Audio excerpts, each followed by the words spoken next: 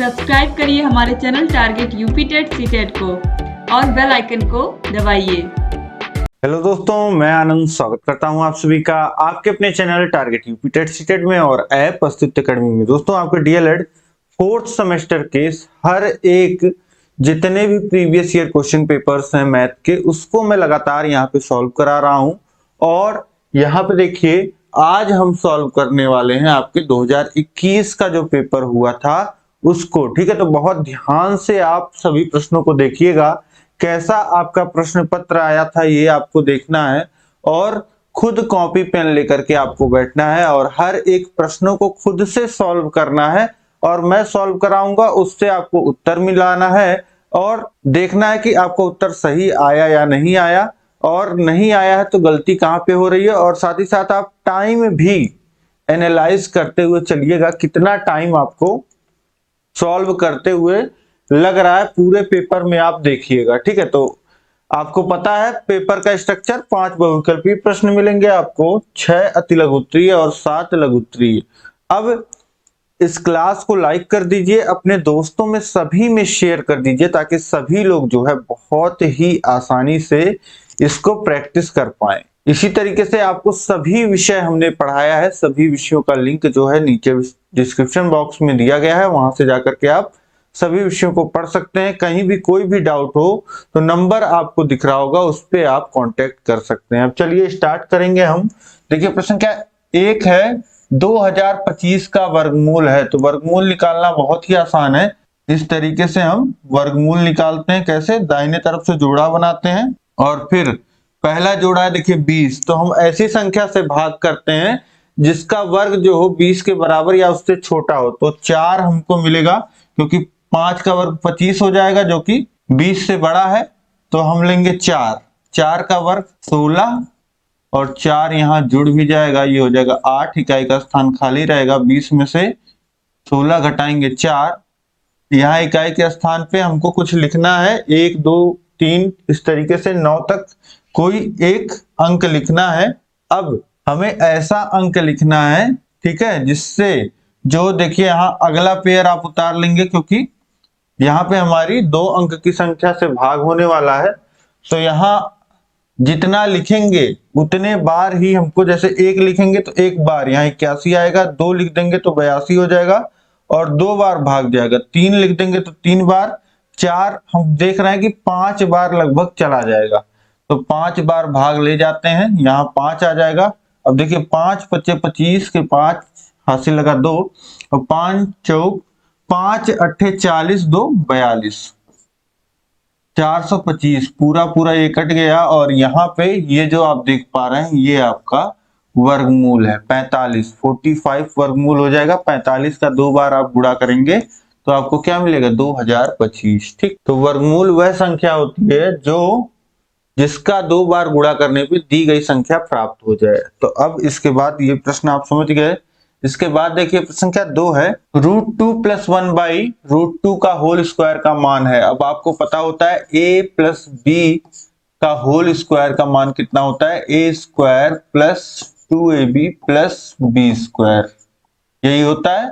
तो यहाँ पे अब देखिए a की जगह है √2 और b की जगह है 1/√2। तो यहाँ पे सॉल्व कर लीजिए तो कितना आ जाएगा? √2 का स्क्वायर +2 इंटू √2 इंटू 1/√2 प्लस, अब b² लिखेंगे तो b का मान कितना है? 1/√2, तो b का स्क्वायर इसका होल स्क्वायर हो जाएगा। अब इसके बाद देखिए √2 का स्क्वायर 2 हो जाएगा और 2 इंटू √2 इंटू 1/√2, तो ये √2 कट जाएगा और ये आ जाएगा 2 और प्लस 1 का स्क्वायर 1, √2 का स्क्वायर 2, ये हो जाएगा 4 धन 1/2 और हर समान करेंगे तो पूरे के बटे 2 और 2 का गुणा होगा 4 में, 8 धन 1 यानी कि 9/2, ये मान आ जाएगा। इस 9/2 को कितना लिख सकते हैं?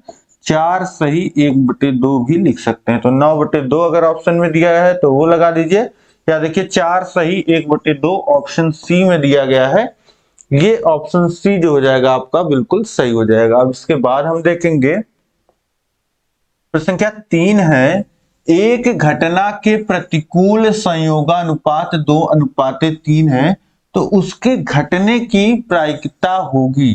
अब देखिए, किसी घटना के घटित होने के प्रतिकूल, प्रतिकूल का मतलब होता है कि वो घटना ना घटित हो, इसका संयोगानुपात आपको दिया है 2:3।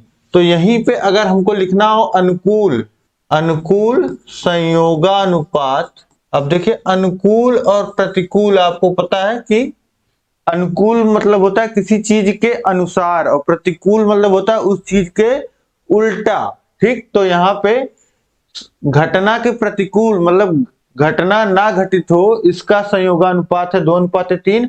अब घटना के अनुकूल संयोगानुपात अगर लिखेंगे तो इसी अनुपात को पलट देंगे, तो ये हो जाएगा 3:2।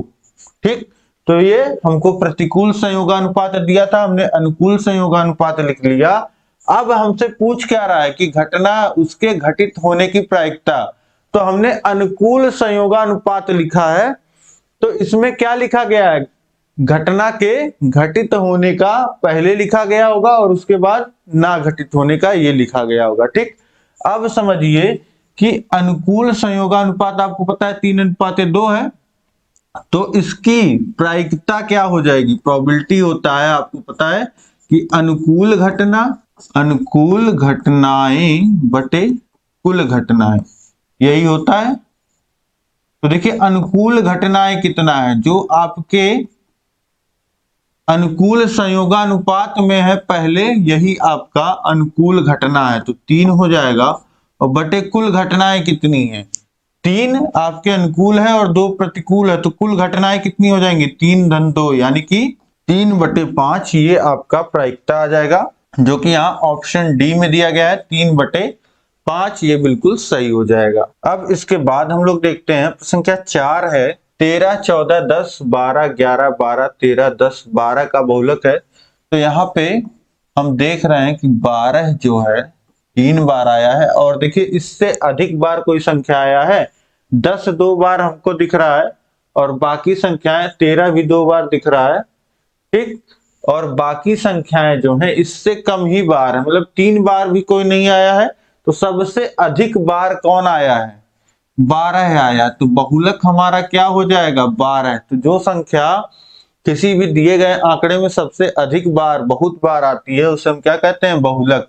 तो ऑप्शन बी जो हो जाएगा 12, यह बिल्कुल सही हो जाएगा। इसके बाद हम लोग देख लेते हैं प्रसंख्या 5। देखिए प्रसंख्या 5 क्या कह रहा है कि sin 2a बराबर 2 sin a तब सत्य होता है जबकि बराबर है, जबकि a, यहाँ पे a होना चाहिए, a बराबर है किसके, 0, 30 अंश, 45 अंश और 60 अंश।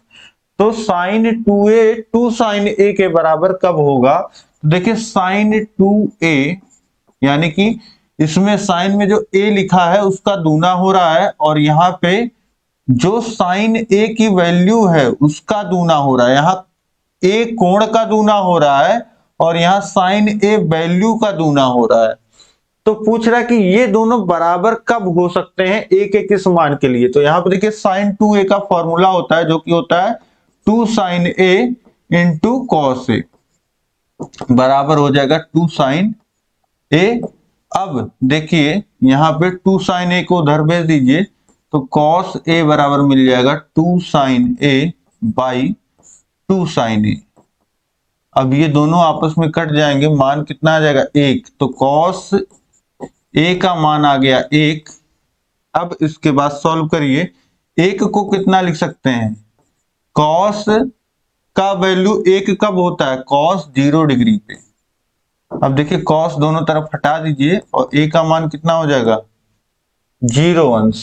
ठीक, तो यहाँ पे ऑप्शन ए जो हो जाएगा 0 अंश, यह बिल्कुल सही हो जाएगा। अब इसके बाद हम लोग देखते हैं तो संख्या 6 है, यदि किसी वृत्त का क्षेत्रफल 154 वर्ग सेमी है तो उसका व्यास ज्ञात कीजिए।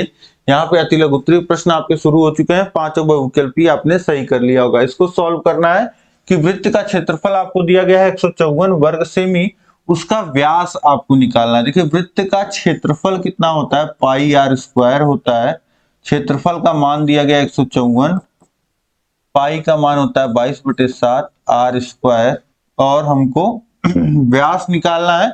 व्यास कैसे निकाल सकते हैं, जब त्रिज्या का मान पता हो। त्रिज्या का मान निकाल लेते हैं, तो आर स्क्वायर बराबर लिख सकते हैं 154, और 7 उधर जाएगा तो 7 गुणे में हो जाएगा, और 22 उधर जाएगा तो भाग में हो जाएगा। तो यहाँ भाग में हो गया। अब इसके बाद देखिए 11 से काटिए, कट जाएगा 22 दो बार में, और ये 1 और 4 14 बार में, फिर 2 से 14 को काटेंगे तो 7 बार में कट जाएगा, यानी कि आर स्क्वायर बराबर कितना हो गया 7 गुणे 7। आर बराबर क्या आ जाएगा 7, क्योंकि आर स्क्वायर बराबर 7 का स्क्वायर आ जाएगा, और दोनों तरफ जो है वर्गमूल ले लेंगे, तो आर का मान कितना आ गया 7। आर का मान 7 आ गया, तो हमको व्यास निकालना है। व्यास क्या होता है, व्यास 2r होता है, तो 2 इंटू 7 ये हो जाएगा 14, और पूरा वैल्यू आपको सेंटीमीटर में दिया गया है, तो ये 14 सेंटीमीटर इसका मान आ जाएगा। यूनिट आप लोग जरूर लिखिएगा, इकाई बहुत जरूरी होता है लिखना, ठीक है। तो ये लंबाई होता है, आपको पता है व्यास, तो कितना आ जाएगा 14 सेंटीमीटर। अब इसके बाद देखिए प्रश्न संख्या 7 है, 243 के घात में 3/5 को सरल कीजिए। तो यहाँ पे सिंपली आप 243 को तोड़ लीजिए एक छोटी सी संख्या के घात के रूप में। अब देखिए यहाँ पे दो, अगर आप सिंपली देखेंगे कैसे सॉल्व करें, तो सिंपली आपको नहीं समझ में आएगा कि क्या किया जाए यहाँ पे, क्योंकि वैसे होता केवल 3 होता तो 3 बार गुणा करके आप मान निकालने की कोशिश करते, और केवल 5 होता तो 5 बार गुणा करके मान निकालने की कोशिश करते, पर यहाँ 3/5 है।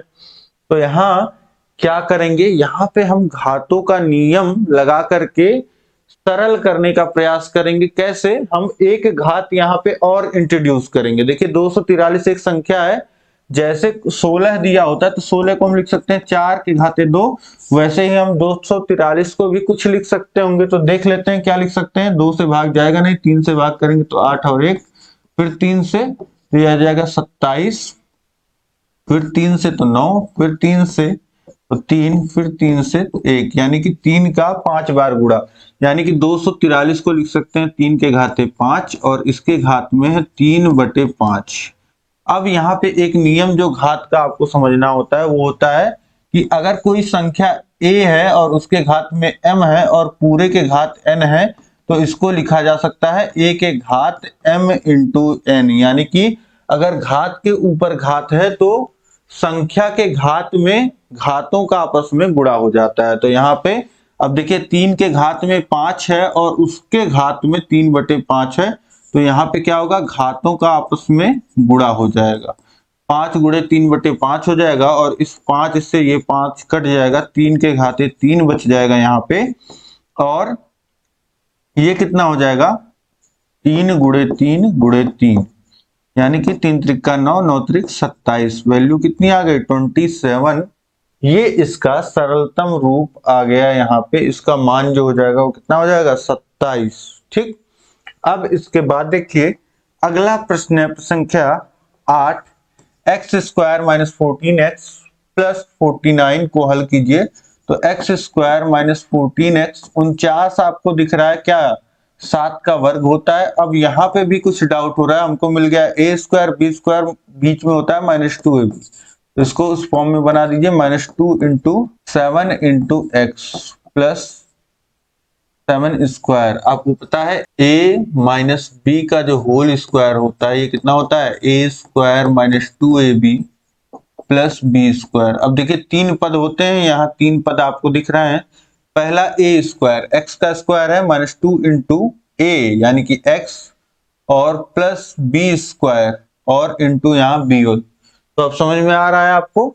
तो इसको हम सिंपली कितना लिख सकते हैं, x - 7 का होल स्क्वायर, ठीक। तो इसको हमने कितना लिख दिया, x - 7 का होल स्क्वायर। अब इसको क्या करेंगे इस तरीके से, x - 7 इंटू x - 7, इस तरीके से ये इसका गुणनखंड हो जाएगा। इस रूप में हम दिखा देंगे। अब यहाँ पे हल करने को बोला है, लेकिन यहाँ पे केवल गुणनखंड होगा। क्यों, क्योंकि अगर हल करना होता है तो हमको बराबर का चिन्ह चाहिए होता है कम से कम, ठीक है, तब x का मान निकलता है, ठीक। तो यहाँ पे यहीं पे आप छोड़ देंगे। अब इसके बाद हम लोग देखेंगे तो संख्या 9 है 15.625 का घनमूल ज्ञात कीजिए। तो क्यूब रूट ऑफ 15.625। अब यहाँ पे क्या कर सकते हैं, देखिए दशमलव संख्या का घनमूल निकालने के लिए क्या करते हैं, मैंने आपको बताया क्लासेस में कि जितने स्थान पे दशमलव है एक के सामने उतना शून्य से यहाँ पे अंश में गुणा कर दीजिए और उतने से हर में भी गुणा कर दीजिए, तो इससे ये कट जाएगा। इसके मान में देखिए कोई परिवर्तन नहीं हुआ। बस अब आगे हमारे लिए सॉल्व करने के लिए आसानी हो जाएगी। इस वजह से ये एक तरीके से समझ लीजिए जुगाड़ जैसे बिठाया जाता है उस तरीके से ये काम है। ऊपर 1000 से गुणा कर दिया और नीचे, अब ऊपर देखिए क्या हो जाएगा, 3 स्थान दशमलव खिसक जाएगा। जब 1000 से गुणा हो जाएगा तो ये हो जाएगा 15,625 और बटे में 1000 है, तो 1000 को क्या लिख सकते हैं 10 का क्यूब। और अब क्यूब रूट अलग अलग भी लगा सकते हैं, आपको पता है ये घात का नियम होता है। अगर क्यूब रूट या कोई भी रूट है, ठीक है, करनी में a बाई बी है तो उसको लिख सकते हैं करनी में a बटे करनी में b, और घात जो है करनी की वो समान रहेगी। तो यहाँ पे लिख सकते हैं क्यूब रूट ऑफ 625 बटे क्यूब रूट ऑफ 10 के घाते 3। तो ये तो आपका हो जाएगा, जो हर है वो तो 10 हो जाएगा। ये तो आपको समझ में आ रहा है। अब 15,625 का क्यूब रूट आपको निकालना है, तो आप क्या करिए 15,625 को का अभाज्य गुणनखंड कर लीजिए। अब देखिए 2 से नहीं कटेगा, 3 से देखते हैं यहाँ पे कटेगा कि नहीं कटेगा। 3 से चेक करने के लिए 6 6 12 2 14 और 5 19, नहीं 3 से नहीं कटेगा तो 5 से काटिए, 4 से तो कटेगा नहीं। 5 3 15 और 91 5, यहाँ पे कितना बच गया 1, ये हो जाएगा 12, 2 बार जाएगा, फिर 2 बच गया तो 5 बार जाएगा। अब इसके बाद देखिए फिर से 5 से करिए तो ये 5 6 30 और 5 दूनी 10, 2 बचा 5 बार, फिर इसके बाद 1 और ये 2, फिर 5, फिर 5 से तो ये 2 और 5 25, फिर 5 से तो 5, फिर 5 से भाग जाएगा तो 1 हो जाएगा। अब देखिए 5 का 6 बार गुणा, तो यहाँ पे क्यूब रूट ऑफ 5 का 6 बार गुणा कर लीजिए। यहाँ पे 5 गुणे 5 गुणे 5 गुणे 5 गुणे 5 गुणे 5, इस तरीके से। अब देखिए जब क्यूब रूट में होता है तो 3 3 का पेयर बना के निकाल, एक एक जो है बाहर आ सकता है, तो यहाँ पे जो बाहर आ जाएगा वह अंश में 5 गुणे 5 हो जाएगा और हर में 10। 5 से 10 को काटिए, 2 बार में कट गया, और 5 बटे 2 यानी कि मान कितना आ जाएगा 2.50, ये वैल्यू आ जाएगी। घनमूल कितना आ जाएगा 2.5। ठीक, तो इस तरीके से आसानी से इसका घनमूल आप निकाल सकते हैं। ठीक, तो कुछ नहीं किया, दशमलव संख्या का घनमूल हमको निकालना था तो करनी में ही दशमलव हमने हटा लिया।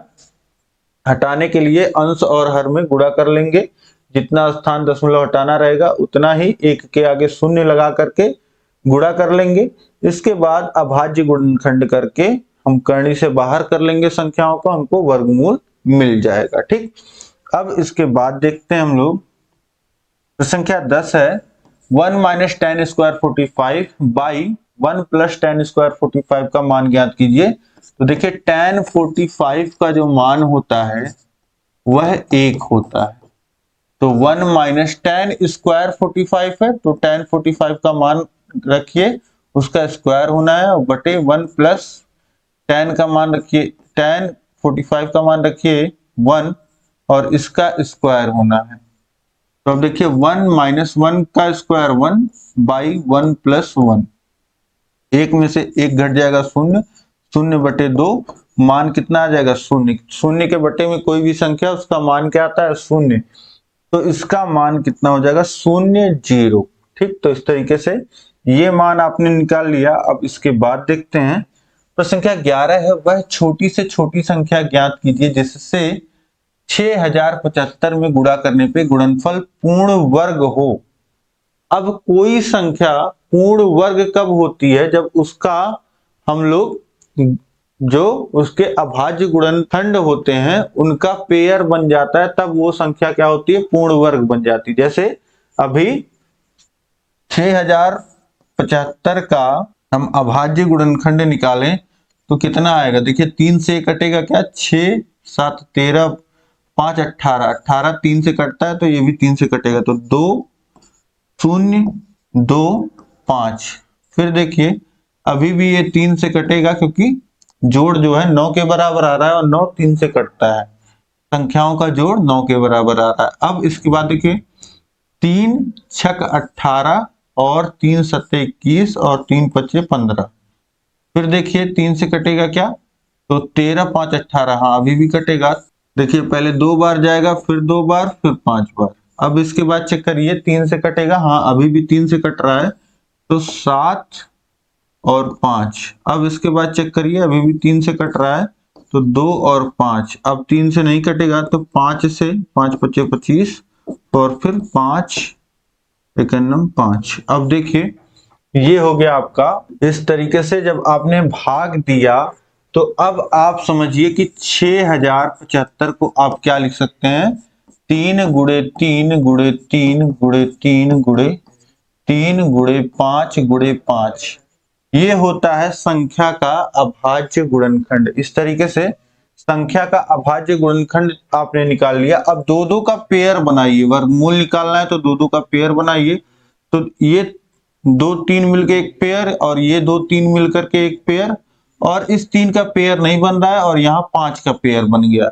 यानी कि 1 3 और हमारे पास अगर होता तो पेयर जो है यहाँ पे बन जाता और ये संख्या पूर्ण वर्ग हो जाती। तो यहाँ पे लिख सकते हैं कि वह छोटी से छोटी संख्या जो होगी वो क्या होगी, 3 होगी,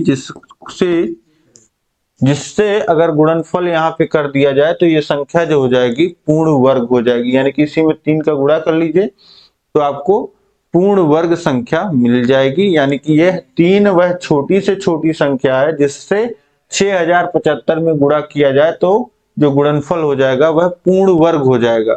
अब यहाँ पे देखिए पूर्ण वर्ग तो, और मैं अगर 3 गुणे 2 कर दूं तो भी बन जाएगा, लेकिन अगर केवल 3 से करेंगे तब छोटी से छोटी संख्या मिलेगी। ठीक है, तो इसीलिए पूछा है छोटी से छोटी संख्या। तो आप समझ गए होंगे।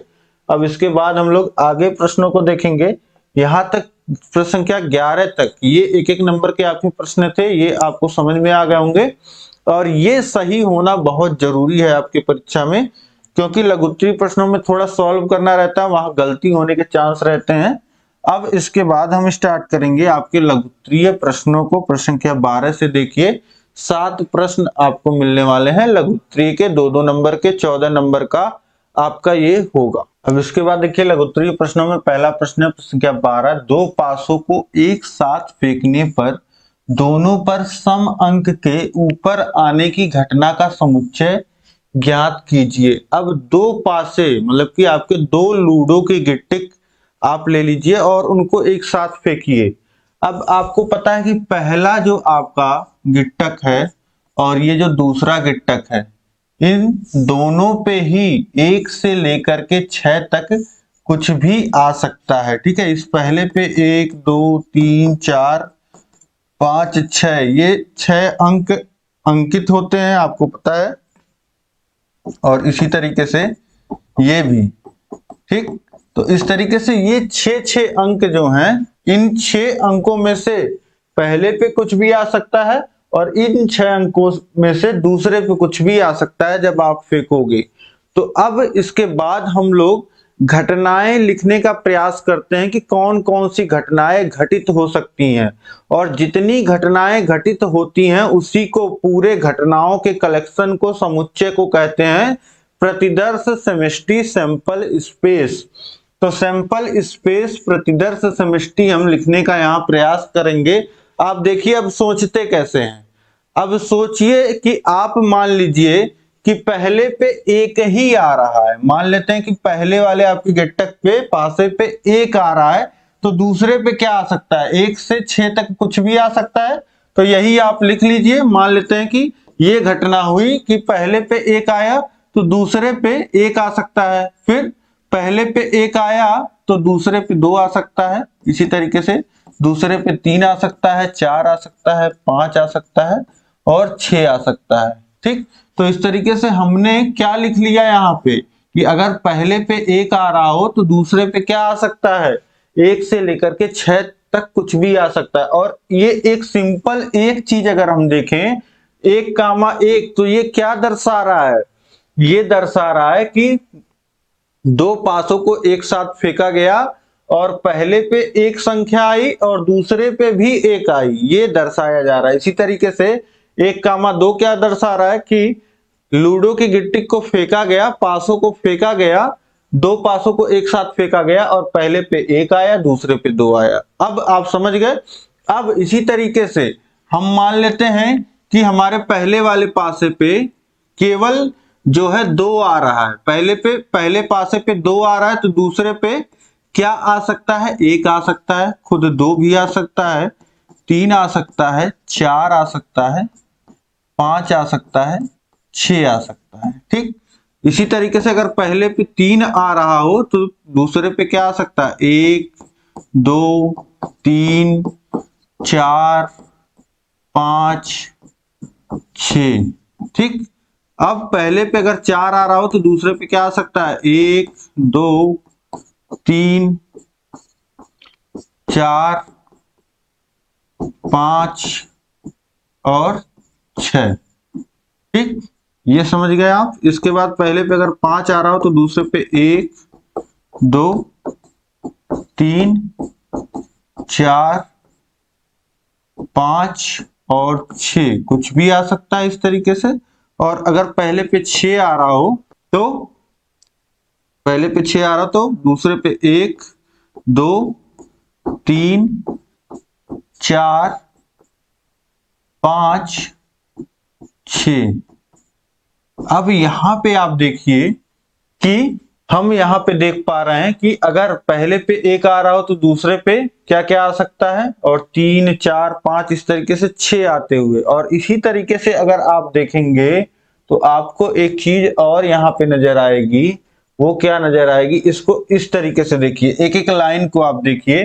तो अगर दूसरे पासे पे 1 आ रहा हो, दूसरे पासे पे 1 आ रहा हो तो पहले पे 1 से लेकर के 6 तक कुछ भी आ सकता है। इसी तरीके से दूसरे पासे पे 2 आ रहा हो तो पहले पे 1 से लेकर के 6 तक कुछ भी आ सकता है। तो ये सारे कॉम्बिनेशन यहाँ पे हमारे कवर हो रहे हैं। तो ये पूरा जो 36 घटनाएं हैं, देखिए 6 घटनाएं ये हैं और 6 घटनाएं इस तरफ से, तो 6 36, ये टोटल 36 घटनाएं हैं जो घटित होती हैं दो पासों को एक साथ फेंकने पे। ये 36 घटनाएं आप समझ गए। ये आपको हर एक, जब भी आपको प्रश्न में ये देखने को पढ़ने को मिल जाए कि दो पासों को एक साथ फेंकने पर, ये लाइन अगर आपको पढ़ने को मिल गई तो आप समझिए कि इसका इस्तेमाल होना ही होना है। अगर ये आपको समझ में आ गया तो ये जितने भी प्रश्न हैं जिसमें आपको ये लिखा मिलेगा कि दो पासों को एक साथ फेंकने पर, वो सारे प्रश्न आप कर लोगे। बस आपको ये 36 घटनाएं समझ में आनी चाहिए कि दो पासों को एक साथ फेंका गया तो ये 36 घटनाएं घटित होंगी। तो ये आप बहुत अच्छे से समझ गए होंगे।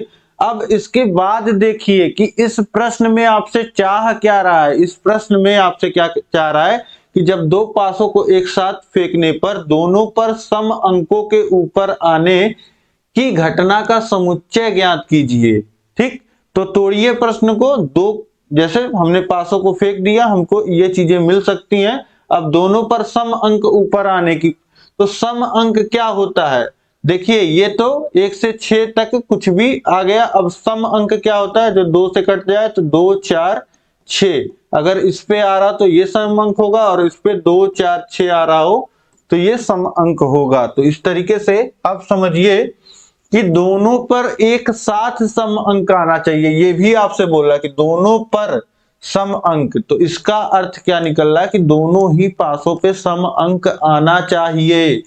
तो यहां पे देखिए 1,1 ये तो दोनों ही विषम संख्याएं हैं। अब ये देखिए 1,2 ये दूसरे पे एक सम संख्या आ रही, लेकिन हमको दोनों पे चाहिए, दोनों पे चाहिए आपको। तो सब में यहाँ पे 1 आ रहा है, तो सब में एक संख्या ऐसी है जो अभाज्य है। तो ये पूरी की पूरी लाइन, अगर पूरी की पूरी रो की बात की जाए तो इसमें ऐसा कोई घटना नहीं है जिसमें दोनों पे सम आ रहा हो। इसके बाद देखिए यहाँ पे 2,2 ये आपको मिल रहा है दोनों पे सम, और 2,4 और 2,6। इसी तरीके से 3,2 3 कामा नहीं 3 तो आपका पूरा ही, ये 3 क्या होती है आपकी विषम संख्या होती है, तो इसको तो आप हटा ही दीजिए यहां से।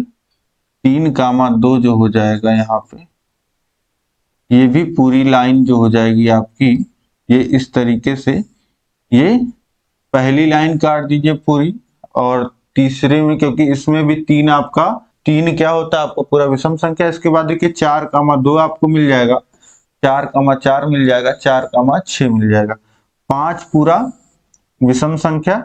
अब इसके बाद देखिए 6,2 मिल जाएगा, 6,4 मिल जाएगा, 6,6 मिल जाएगा। अब आपको ऐसी संख्याओं का बस समुच्चय लिखना है, तो समुच्चय लिखना ना, तो इनको अलग अलग एक इस तरीके से समुच्चय में लिख दीजिए, ठीक है। तो ये हो जाएगा आपका ए, वो समुच्चय हो गया, और समुच्चय में क्या आ जाएगा 2,2 2,4 2,6 और क्या आएगा 4,2 4,4 और इसके बाद क्या आएगा 4,6 और फिर 6,2 6,4 और 6,6।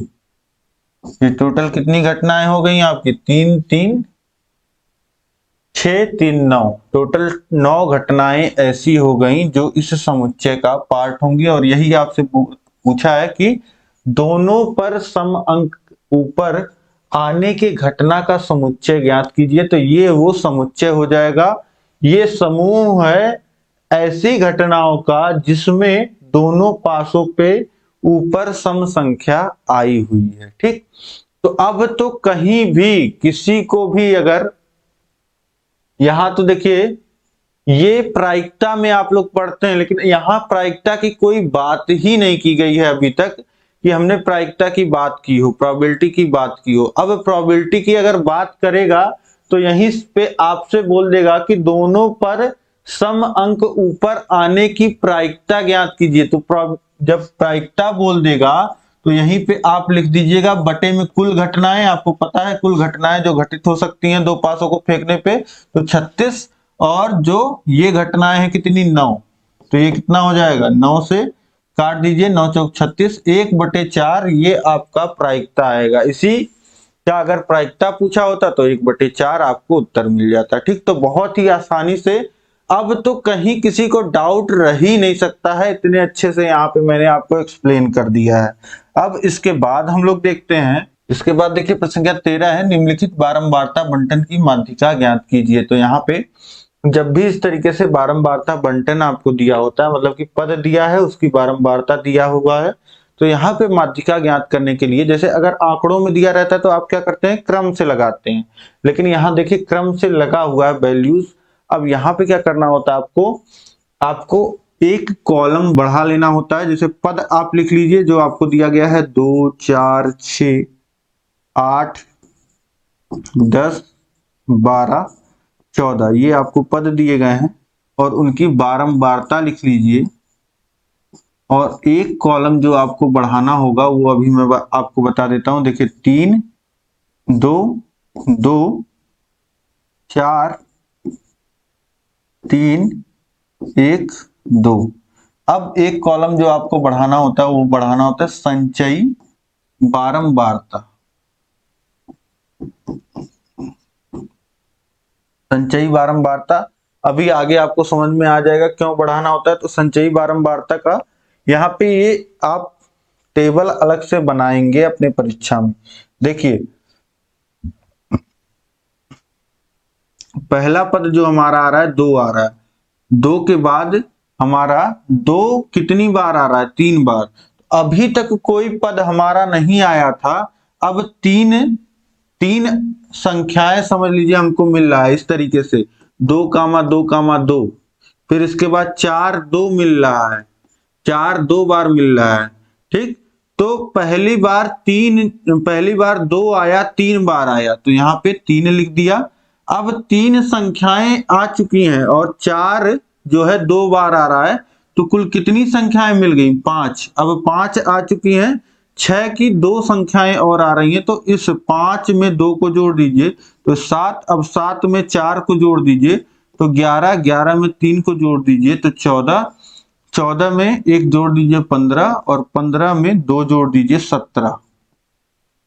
कुल कितनी संख्याएं हो गई, यहाँ पे 17 संख्याएं। और बारंबारता भी आप जोड़ोगे तो 3 2 5, 5 2 7, 4 11, 11 और 3 14, 14 1 15, 2 17। तो बारंबारता का भी योग जो हो जाएगा वह 17 आ जाएगा। यानी कि कुल जो आंकड़ों में संख्याओं की जो गिनती है वो कितनी संख्याएं दी गई हैं, 17 संख्याएं दी गई हैं। ठीक है, कुछ संख्याएं यहाँ पे रिपीट भी हुई हैं, कुल 17 संख्याएं दी गई हैं। अब इसके बाद देखिए, आपको जब 17 संख्याएं दी गई हैं तो n का मान कितना हो गया आपका, 17 हो गया, यानी कि ये विषम हो गया। तो विषम के केस में जो माध्यिका का फॉर्मूला होता है वो अलग लगता है। माध्यिका का फॉर्मूला जो होता है वो अलग लगता है। वो क्या होता है, n+1 बाई 2 वे पद का मान। ठीक, तो n+1 यानी कि 17 धन 1 बटे 2, ये कितना हो जाएगा 18 बटे 2 वे पद का मान। और 18 बटे 2 का मान कितना आ जाएगा, यानी कि 9वें पद का मान। अब देखिए, अगर आप मान लीजिए कि शुरू में ये सारणी आप भूल जाइए, अगर आप नहीं बनाते, यहाँ पे बारंबारता का योग आप कर लेते, आपको 17 मिल जाता यहाँ पे। ठीक है, और आप माध्यिका का फॉर्मूला लगा करके यहाँ तक निकाल देते, तो 9वां पद आपको यहाँ पे कहाँ मिलता है, यहाँ पे आपको 9वें पद को खोजने के लिए मशक्कत करना पड़ता है, इसीलिए संचयी बारंबारता वाली सारणी बना ली जाती है। तो यहां तक देखिए, आपको संचयी बारंबारता सारणी क्या बता रही है। यहां तक 3 पद आ चुके हैं, 3 के बाद चौथा और 5वां पद यहां तक आया है, फिर 6वां 7वां पद यहां आया है, 7वें के बाद 8वां 9वां 10वां और 11वां पद यहां आया है। हमको क्या चाहिए, 9वां पद। तो 9वां पद यहीं पे आया है, और वो है किसका, वो है आपका 8 का। ठीक, तो यहाँ पे 9वें पद का मान कितना हो जाएगा, 8।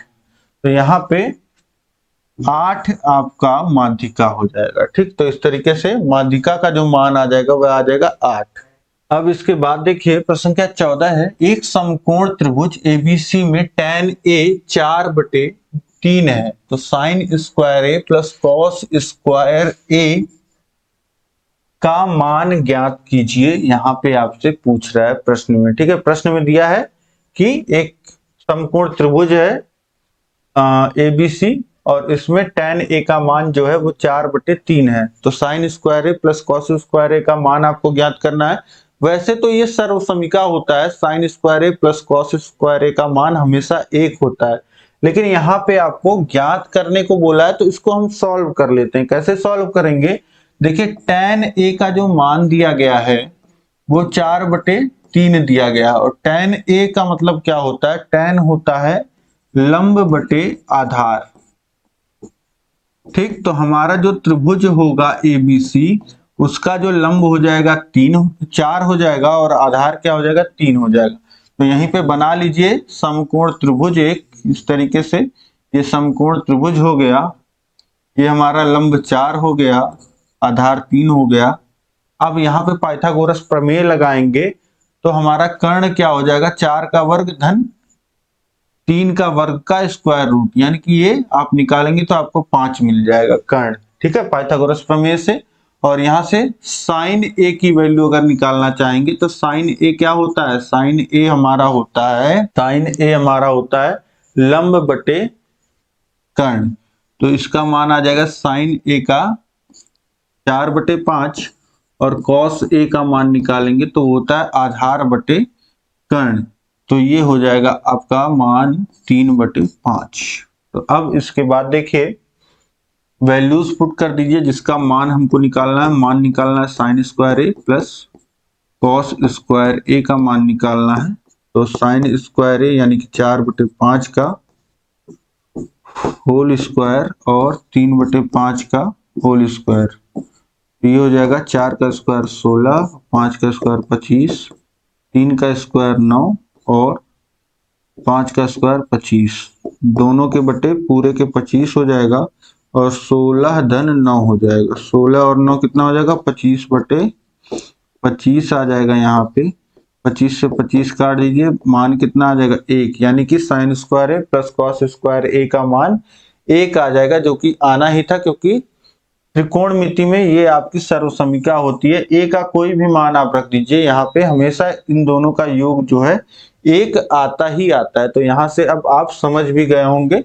अब इसके बाद हम लोग देखते हैं प्रश्न संख्या 15। 550 घन सेमी लोहे के एक बेलनाकार सरिया बनाया जाता है। यदि सरिया का व्यास 1 सेमी हो तो सरिया की लंबाई ज्ञात करो। अब बोल रहा है कि 550 घन सेमी लोहा है, आपके पास एक आयतन है, ठीक है, एक आयतन आपके पास है, आयतन दे दिया है 550 घन सेमी लोहे, और एक बेलनाकार सरिया बनाया जाना है और सरिये का व्यास आपको दे दिया है, ठीक। तो अब सरिये की लंबाई आपको ज्ञात करना। अब देखिए आपको पता चल गया है कि सरिया जो है कितने मोटाई का बनना है और कितना मटेरियल है हमारे पास। तो अब जो सरिया बनेगा उसका अगर हम आयतन निकाल लें तो वो आयतन क्या होगा? जो हमारे पास लोहा है उसको, उसी लोहे को पूरा हम लगा देंगे सरिये में,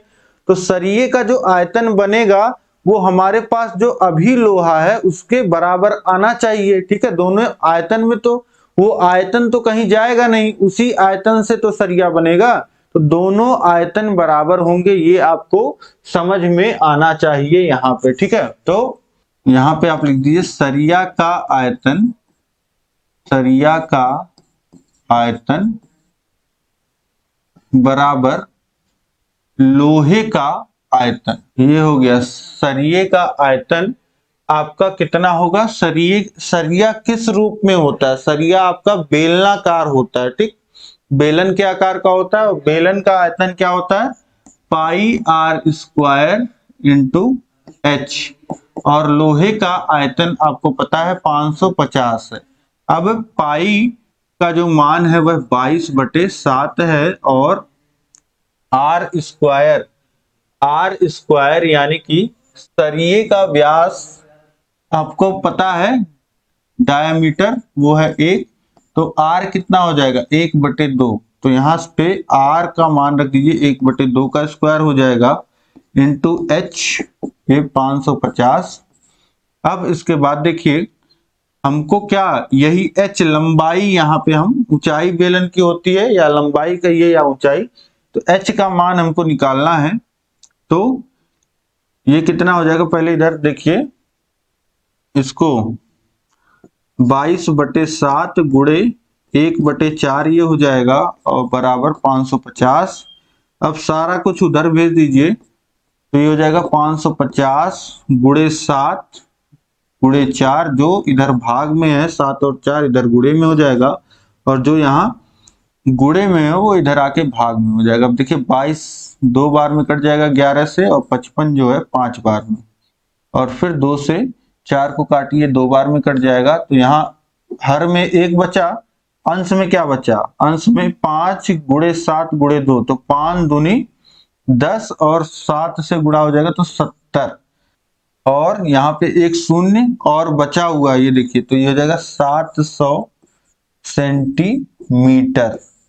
इसका जो ऊंचाई या सरिये की जो लंबाई आ जाएगी वह कितनी आ जाएगी? 700 सेंटीमीटर, ठीक। तो बहुत ही आसानी से बस आपको कॉन्सेप्ट समझ में आना चाहिए कि जो लोहा का आयतन यहाँ पे है वही पूरा आयतन हमको सरिये के रूप में डिस्ट्रीब्यूट कर देना है, तो आयतन सरिये का कुल मिलाकर के वही रह जाएगा। तो यहीं से सरिये का आयतन बराबर होगा लोहे के आयतन के। ठीक, तो इसी पे हमने पूरा सॉल्व कर लिया इसको। अब इसके बाद हम लोग देखते हैं प्रश्न संख्या 16 है, एक टोकरी में 1250 फूल हैं। यदि एक व्यक्ति किसी नगर के प्रत्येक मंदिर में उतने ही फूल चढ़ाता है कि जितने उस नगर में मंदिर हैं, यदि उसने 8 टोकरी फूल चढ़ाए तो बताइए उस नगर में कुल कितने मंदिर हैं। अब यहाँ पे आपसे क्या बोल रहा है कि एक व्यक्ति जो है वो मंदिरों में फूल चढ़ा रहा है, एक शहर में, एक नगर में। और नगर में जैसे मान लेते हैं अगर 5 मंदिर हैं तो वो हर मंदिर में 5-5 फूल करके चढ़ा रहा है, और वो टोकरी में फूल खरीद रहा है, उसको 25 फूल की जरूरत भी होगी। तो मान लेते हैं कि एक टोकरी में 5 फूल आ रहे हैं तो उसने 5 टोकरी फूल खरीदे होंगे। तो यही सिंपल सी बात यहाँ पे आपसे पूछ रहा है कि एक टोकरी में इतने फूल आते हैं और उसने इतने टोकरी फूल खरीदे हैं, और हर मंदिर में बराबर फूल चढ़ाए, हर मंदिर में उतने ही फूल चढ़ाए जितने नगर में मंदिर है। तो मंदिरों की संख्या आपको बताना है, उस नगर में कुल कितने मंदिर हैं। तो बहुत ही आसान प्रश्न है। देखिए, एक टोकरी में जो फूलों की संख्या है वो है 1250, और उसने जो है 8 टोकरी फूल, यदि उसने कुल 8 टोकरी फूल चढ़ाए तो हम सबसे पहले निकाल लेते हैं कुल चढ़ाए गए फूलों की संख्या। ये कैसे निकलेगा? ये निकलेगा एक टोकरी में फूल गुणे टोकरी की संख्या। ठीक, अगर हमको निकालना है कुल कितना फूल चढ़ाया गया तो हम क्या करेंगे, हम देखेंगे एक टोकरी में कितना फूल आता है और कुल कितने टोकरी इसने फूल चढ़ाया। तो एक टोकरी में बताया जा रहा है यहाँ पे 1250 फूल आते हैं और उसने 8 टोकरी फूल चढ़ाए गए हैं, ये भी प्रश्न में बताया गया है। तो 8 शून्य शून्य, 8 पच्चे 40 के शून्य हासिल लगा 4, और 8 दूनी 16, 16 और 4 20 हासिल लगा 2, और 8 का नाम 8 2 10, यानी कि 10,000 कुल फूल जो है उस व्यक्ति ने चढ़ाए। अब समझिए यहाँ पे आपको क्या निकालना है, यहाँ पे आपको निकालना है कि नगर में कुल कितने मंदिर हैं। तो यहीं पे मान लीजिए, माना नगर में मंदिरों की संख्या x है। ठीक, तो अब बोल रहा है कि एक व्यक्ति किसी नगर के प्रत्येक मंदिर में उतने ही फूल चढ़ाता है जितने की नगर में मंदिर हैं। तो नगर में मंदिर जब हमने x मान लिया तो एक मंदिर में वह व्यक्ति कितने फूल चढ़ा रहा होगा, तो यहाँ पे वो भी क्या हो जाएगा, x हो जाएगा। एक मंदिर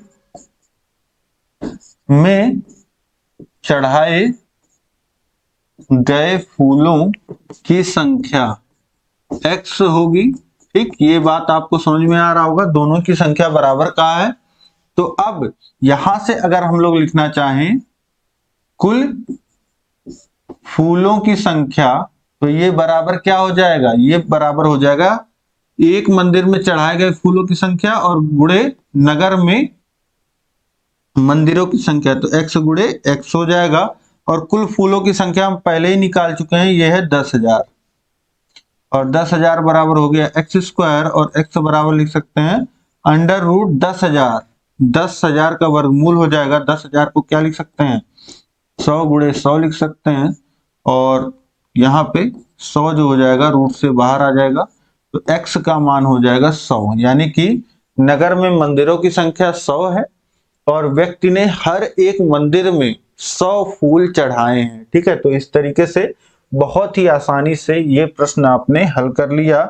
बस इसमें आपको क्या है, प्रश्न को बहुत अच्छे से समझना है और वर्गमूल निकालना आना चाहिए। नहीं भी आता होगा तो इतना आसान वर्गमूल है, आप वैसे ही समझ जाएंगे। अब इसके बाद हम लोग देखते हैं प्रश्न संख्या 17 है, एक लंबवृत्तीय शंकु की ऊंचाई उसके आधार की त्रिज्या के बराबर है तथा उसका आयतन 9 पाई है। शंकु की ऊंचाई ज्ञात करो। एक शंकु की ऊंचाई उसके आधार की त्रिज्या के बराबर है। ठीक, तो ये आपका हो गया शंकु, और बोल रहा है कि इस शंकु के आधार की जो त्रिज्या r है वह बराबर है इसके ऊंचाई h के। ठीक है, यहाँ फिगर में नहीं दिख रहा है, लेकिन आप समझिएगा कि ये जो है शंकु यहीं से शुरू है इस तरीके से। ठीक, अब बोल दिया यहाँ r बराबर h है। ठीक, उसका जो आयतन है वह 9 पाई है, तो शंकु की ऊंचाई ज्ञात कीजिए। ठीक, आयतन आपको दिया गया है, शंकु का आयतन, शंकु का आयतन का मान दिया गया है 9 पाई, और शंकु का आयतन क्या होता है, ये 1/3 पाई r स्क्वायर इंटू h होता है। अब यहाँ पे r और h बराबर है, तो आप क्या कर सकते हैं, आप h की जगह जो है r भी रख सकते हैं। तो ये 3 को उधर भेज दीजिए, पाई r स्क्वायर इंटू h की जगह r रख देंगे, और ये हो जाएगा 3 गुणे 9 पाई, और पाई को उधर भेज दीजिए, तो ये r square into r cube हो जाएगा, और ये हो जाएगा 27, या इसी को लिख दीजिए 3 गुणे 9 को लिख दीजिए 3 गुणे 3, और गुणे पाई और बटे पाई, पाई से पाई कट जाएगा, और r क्यूब बराबर है 3 का क्यूब। तो r बराबर दोनों तरफ क्यूब रूट ले लेंगे, तो मान कितना मिल जाएगा, r का मान मिल जाएगा 3, और सब कुछ घन सेंटीमीटर में दिया गया है, तो ये सेंटीमीटर में मान मिलेगा आपको। जो शंकु का त्रिज्या मिल गया आपको 3 सेंटीमीटर मिल गया, तो ऊंचाई भी क्या हो जाएगा, ये भी 3 सेंटीमीटर हो जाएगा। शंकु का ऊंचाई कितना होगा, 3 सेंटीमीटर। तो बहुत ही आसानी से यहाँ आप निकाल सकते हैं। इसके बाद देखिए प्रश्न संख्या 18 है, चित्र में O केंद्र तथा AOB वृत्त का व्यास है। वृत्त पर बिंदु C और D इस प्रकार है कि कोण CAB 30 अंश और कोण ABD 40 अंश है। तो कोण CAD और कोण CBD का मान ज्ञात कीजिए। ये प्रश्न आपके एक परीक्षा में और पूछा था, तो ये प्रश्न देखिए बार बार रिपीट कर रहा है। मैंने पहले भी ये प्रश्न आपको सॉल्व कराया।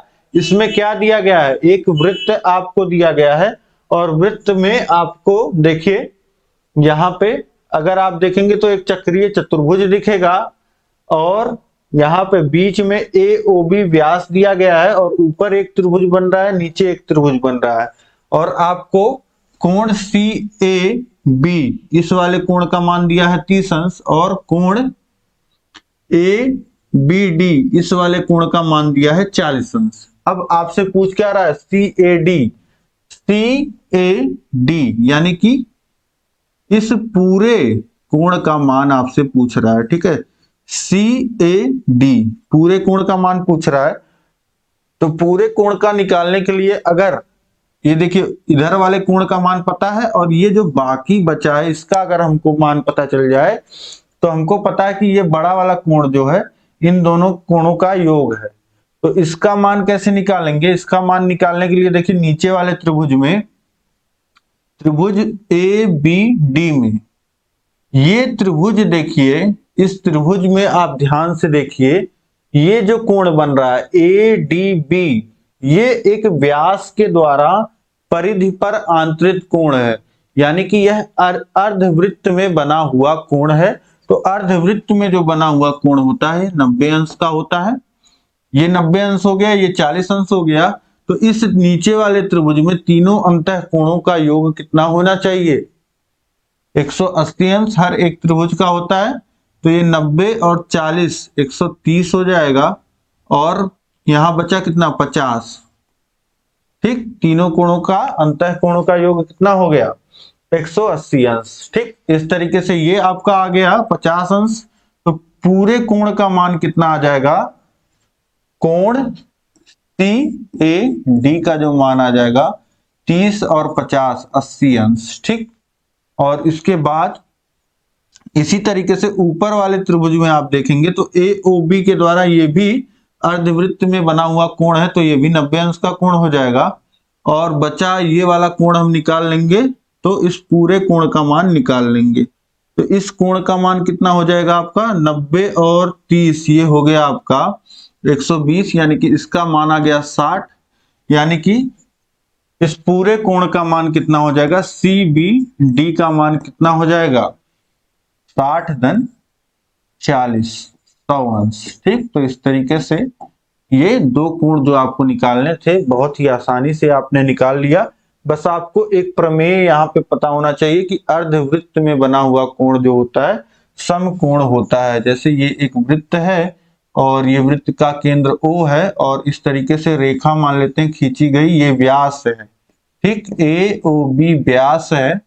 तो इस AB के द्वारा परिधि पे कहीं भी अगर कोण बन रहा होगा तो ये कोण जो होगा ये 90 अंश का होगा। ठीक है, और इस तरीके से मान लेते हैं यहां भी बन रहा होगा तो ये भी कोण क्या होगा 90 अंश का होगा। ठीक, तो अर्धवृत्त में बना कोण जो होता है वह 90 अंश का होता है, ये आप समझ गए। और ये वैल्यूज आप आसानी से लिखना होगा आपको। ठीक है, स्टेप वाइज लिख दीजिएगा। ऊपर वाले त्रिभुज का नाम लिख करके और उसमें तीनों अंतःकोणों का योग और नीचे वाले त्रिभुज में, और फिर दिखा दीजिएगा कि ये दो कोणों का योग होगा ये वाला कोण। ठीक, तो CBD आपको मिल गया कितना 100 अंश और CAD 80 अंश। ठीक, तो इस तरीके से अब यहाँ पे आपका पूरा पेपर कंप्लीट होता है। उम्मीद है कि बहुत ही अच्छे ढंग से आपने पूरा पेपर अपना सॉल्व कर लिया होगा। कितने अंक आपके बन रहे हैं, कितने नंबर का आपने खुद से सही किया, ये आप मुझे कमेंट करके बताइए। और इस क्लास को अधिक से अधिक शेयर करिए ताकि सभी लोग इसी माध्यम से प्रैक्टिस कर पाएं और बहुत ही अच्छे अंक जो है अपने परीक्षा में प्राप्त कर पाएं। इसके लिए आपको सभी विषयों का लिंक नीचे डिस्क्रिप्शन बॉक्स में दिया गया है। सभी विषयों को आप YouTube से पढ़ सकते हैं। और अगर आप रियली सीरियस हैं अपने पढ़ाई को लेकर के, बहुत अच्छे ढंग से तैयारी करना चाहते हैं, तो नीचे डिस्क्रिप्शन में ऐप का लिंक दिया गया है जहां से आप जाकर के सभी रिसोर्सेस को एक्सेस कर सकते हैं और बिना प्रचार के और सभी जो हमारे नोट्स हैं जिनसे सभी विद्यार्थी जो हैं 90% ऊपर, कितने भी आप नहीं पढ़े हो अभी तक, आप जो है 90% से ऊपर स्कोर कर पाओगे। और जिन्होंने थोड़ा बहुत भी पढ़ा है वो 95 टच कर जाएंगे। तो उम्मीद है कि आप जो है नीचे दिए गए ऐप के लिंक से ऐप डाउनलोड करेंगे और 4 सेमेस्टर कोर्स में एनरोल करेंगे। वहां पे आपको हर एक सब्जेक्ट चैप्टर वाइज पढ़ाया गया है और उसका टेस्ट हर एक चैप्टर के बाद दिया गया है जिसको आप खुद से दे सकते हैं और अपना स्कोर जान सकते हैं। उसके बाद आपको इस तरीके से पूरा सिलेबस कंप्लीट कराया गया है हर एक विषय का। फिर राजन सीरीज, पवन सीरीज, ये पूरा सॉल्व कराया गया है आपको। ठीक, और उसका पूरा PDF भी आपको मिलेगा और प्रीवियस ईयर क्वेश्चन पेपर जैसा कि यहाँ पे सॉल्व कराया ही जा रहा है और इसका PDF, ये सब कुछ आपको मिलने वाला है। तो इसकी प्राइस है 499 रुपए। इतने में ही आपको सब कुछ मिल जाएगा और आप बहुत अच्छे से तैयारी कर पाएंगे ऐप के माध्यम से, वेबसाइट के माध्यम से, चाहे जहां से आप पढ़ पाएंगे। ठीक, तो उम्मीद है कि सभी चीजें आप समझ गए होंगे। अब हम लोग मिलेंगे नेक्स्ट क्लास में, तब तक ऐसे बने रहिए, चैनल पे विजिट करके पढ़ते रहिए। ठीक है, तो समझ गए होंगे सारी बातें। मिलते हैं नेक्स्ट क्लास में। जय हिंद, जय भारत।